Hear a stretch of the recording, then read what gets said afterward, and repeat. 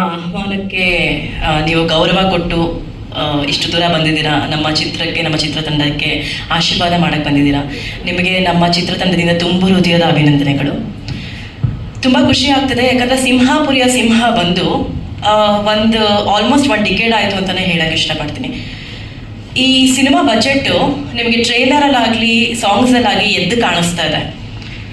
ತುಂಬ ತುಂಬ ರೆಸ್ಟ್ರಿಕ್ಷನ್ಸ್, ಸ್ವಲ್ಪ ಫಂಬಲಾಗಿ ತುಂಬ ರೆಸ್ಟ್ರಿಕ್ಷನ್ಸ್ ಬಂತು, ತುಂಬ ಪ್ರಾಬ್ಲಮ್ಸ್ ಆಯಿತು ನಮ್ಮ ಪ್ರೊಡ್ಯೂಸರ್ಗೆ. ಈ ಸಿನಿಮಾ ಮುಂಚೆ ಶುರು ಮಾಡಿದಾಗ ಬಜೆಟ್ ಶೂಟಪ್ ಆಯಿತು.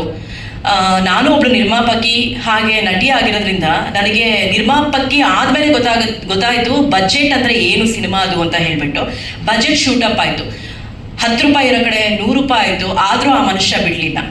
ಅವರು ಒಂದು ಮಾತು ಹೇಳಿದ್ರು, ನಾನು ಯಾಕೆ ಈ ಸಿನಿಮಾದಲ್ಲಿ ನಾಯಕ ನಟನಾಗಿ ಅಭಿನಯಿಸಿದ್ದೀನಿ ಅಂತ ಹೇಳಿ.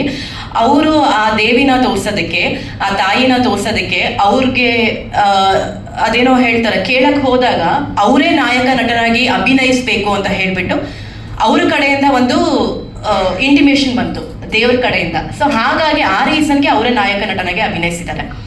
ಸೊ ಇಷ್ಟೆಲ್ಲ ಕಷ್ಟಗಳ ಮುಖಾಂತರನೂ ಅವರು ಇವತ್ತು ಸಿನಿಮಾ ರಿಲೀಸ್ ಮಾಡ್ತಿದ್ದಾರೆ ತುಂಬ ವರ್ಷಗಳಾದ್ಮೇಲೆ. ಇದು ತುಂಬ ಖುಷಿ ತರುವಂಥ ವಿಷಯ.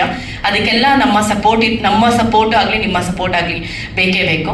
ಆಮೇಲೆ ನನಗೆ ತುಂಬ ಜನ ಫೋನ್ ಮಾಡ್ತಿದ್ರು, ಮೆಸೇಜಸ್ ಮಾಡ್ತಾಯಿದ್ರು, ಮೇಡಮ್ ಏನು ಮೇಡಮ್ ನೀವು ಈ ಸಿನಿಮಾದಲ್ಲಿ ಆ್ಯಕ್ಟ್ ಮಾಡಿದ್ದೀರಾ, ಏನು ಯಾಕೆ ಅಂತೆಲ್ಲ ಕೇಳ್ತಾಯಿದ್ರು.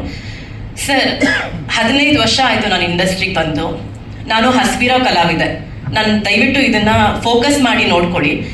ನಾನು ತುಂಬ ಹಸ್ಬಿರೋ ಕಲಾವಿದೆ. 15 ವರ್ಷ ಆದರೂ ನನಗೆ ಒಂದು ಬ್ರೇಕು ಇಂಡಸ್ಟ್ರಿಯಲ್ಲಿ ಸಿಕ್ಕಿಲ್ಲ. ನನಗೆ ಅಂತ ಬರೋ ಸಿನಿಮಾಗಳನ್ನ ನಾನು ಯಾವುದು ತಳ್ಳಲ್ಲ ಸರ್.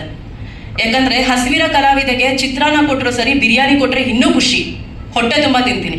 ಯಾವ ಸಿನಿಮಾಗಳು ಬಂದ್ರೂ ಒಂದು ಬಜೆಟ್ಸ್ ಪ್ರಾಬ್ಲಮ್ ಆಗುತ್ತೆ, ಇಲ್ಲಾಂದರೆ ಡೇಟ್ಸ್ ಪ್ರಾಬ್ಲಮ್ ಆಗುತ್ತೆ, ಇಲ್ಲ ಹೊಸಬ್ರಿಗೆ ಸಿನಿಮಾ ಮಾಡೋದೇ ಗೊತ್ತಿರಲ್ಲ.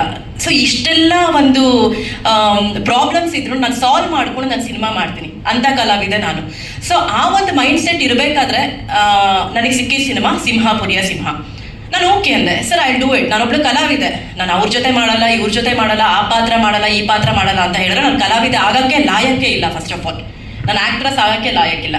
ಆ್ಯಂಡ್ ಹೇಳಬೇಕು ಅಂದರೆ ನಮ್ಮ ಪ್ರೊಡ್ಯೂಸರ್ ಅನ್ನದಾತರು, ನಾನು ಇಷ್ಟು ಸಿನಿಮಾಗಳಲ್ಲಿ 27 ಸಿನಿಮಾ ಮಾಡಿದ್ದೀನಿ. ಇಷ್ಟು ಸಿನಿಮಾದಲ್ಲಿ ನಾನು ಏನು ಪೇಮೆಂಟ್ ತೊಗೊಂಡು ಇದೊಂದೇ ಸಿನಿಮಾದಲ್ಲಿ ಆ ಪೇಮೆಂಟ್ ಅವ್ರು ನನಗೆ ಕೊಟ್ಟರು. 4-5 ಸಿನಿಮಾ ಪೇಮೆಂಟ್ ಇದೊಂದು ಸಿನಿಮಾದಲ್ಲಿ ನನಗೆ ಕೊಟ್ಟರು. ಆ್ಯಕ್ಚುಲಿ ಅಲ್ಲ, ಅವ್ರ ಜೊತೆ ಆ್ಯಕ್ಟ್ ಮಾಡೋದು ಕನ್ವಿನ್ಸ್ ಮಾಡಿದ್ರು ಅಂತಲ್ಲ ಹೇಳ್ತಾ ಇರೋದು, ಯಾಕಂದರೆ ಆ ಟೈಮಲ್ಲಿ ಆ ಕಷ್ಟದಲ್ಲಿ ಅವ್ರು ನಮಗೆ ಸಹಾಯ ಮಾಡಿದ್ರು. ಸೊ ಇದೊಂದು ಕ್ಲಾರಿಟಿ ಕೊಡ್ತೀನಿ, ಯಾಕಂದರೆ ನನಗೆ ತುಂಬ ಟ್ರೋಲ್ಸ್ ಬರ್ತಿದೆ, ಸಿಕ್ಕಾಪಟ್ಟೆ ಟ್ರೋಲ್ಸ್ ಆಗಲಿ ಎಲ್ಲ ಮೆಸೇಜಸ್ ಆಗಲಿ ಬರ್ತಿದೆ. ಎಲ್ಲೋ ಒಂದು ಕಡೆ ಭರವಸೆ ಸರ್. ಏನಂತ ಹೇಳಿದ್ರೆ, ಯಾವುದಾದ್ರೂ ಒಂದು ಸಿನಿಮಾ ನನಗೆ ಯಾವ ರೀತಿಯಿಂದ ನಾನು ಬ್ರೇಕ್ ಕೊಡಬಹುದಾ, ಒಂದು ರಾಜಾಹುಲಿ ಥರ, ಒಂದು ಶಕ್ತಿ ಥರ, ಒಂದು ರಾಗಿಣಿ IPS ಥರ, ಈ ಥರ ಒಂದು ನನಗೆ ಬ್ರೇಕ್ ಸಿಗ್ಬೋದು ಅನ್ನೋ ಒಂದು ಚಿಕ್ಕ ಕನಸು ನನಗಷ್ಟೇ. ಅದೇ ರೀಸನಿಂದ ನಾನು ಯಾವ ಸಿನಿಮಾನೂ ಬಿಡಲ್ಲ. ಸೆಕೆಂಡ್ ಥಿಂಗ್, ಫೈನಲ್ ಥಿಂಗ್ ನಾನು ಏನು ಹೇಳೋಕ್ಕೆ ಇಷ್ಟಪಡ್ತೀನಿ ಅಂದರೆ, ರೀಸೆಂಟಾಗಿ ರಾಜ್ವಿ ಶೆಟ್ಟಿ ಸರ್ ಒಂದು ಮಾತು ಹೇಳಿದ್ರು, ಸಿನಿಮಾಗೆ ಬೇಕಾಗಿರೋದು ಕಂಟೆಂಟ್, ಆಕಾರ ಆಗಲಿ ವಿಕಾರ ಆಗಲಿ ಅಲ್ಲ. ಆಕಾರ ವಿಕಾರ ನೋಡ್ಕೊಂಡಿದ್ರೆ ಇವತ್ತು ತಿಥಿ ಗಿನ್ನಿಸ್ ವರ್ಲ್ಡ್ ರೆಕಾರ್ಡಿಗೆ ಸೇರ್ತಾ ಇರಲಿಲ್ಲ, ಒಂದು ಮೊಟ್ಟೆಯ ಕತೆ ಲೆಜೆಂಡ್ ಆಗ್ತಾ ಇರಲಿಲ್ಲ. ಸೊ ಅದನ್ನು ನಂಬಿರೋ ಕಲಾವಿದೆ ನಾನು. ಸೊ ಎಲ್ಲ ಕಲಾವಿದ್ರಿಗೂ ಅದನ್ನೇ ಹೇಳ್ತೀನಿ, ಅದೆಲ್ಲ ಟ್ರೋಲ್ ಪೇಜಸ್ಗೂ ಅದನ್ನೇ ಹೇಳೋಕ್ಕೆ ಇಷ್ಟಪಡ್ತೀನಿ. ಸರ್, ನೆಕ್ಸ್ಟ್ ಸಿನಿಮಾನೂ ಅಷ್ಟೇ, ಯಾರ ಜೊತೆ ಅಭಿನಯಿಸು ಅಂದ್ರೆ ಅಭಿನಯಿಸ್ತೀನಿ, ಯಾವ ಪಾತ್ರ ಕೊಟ್ಟರು ನಾನು ಮಾಡ್ತೀನಿ ಸರ್. ನನಗೆ I am looking for the hopes and best ಅಷ್ಟೇ. Thank you sir, thank you so much.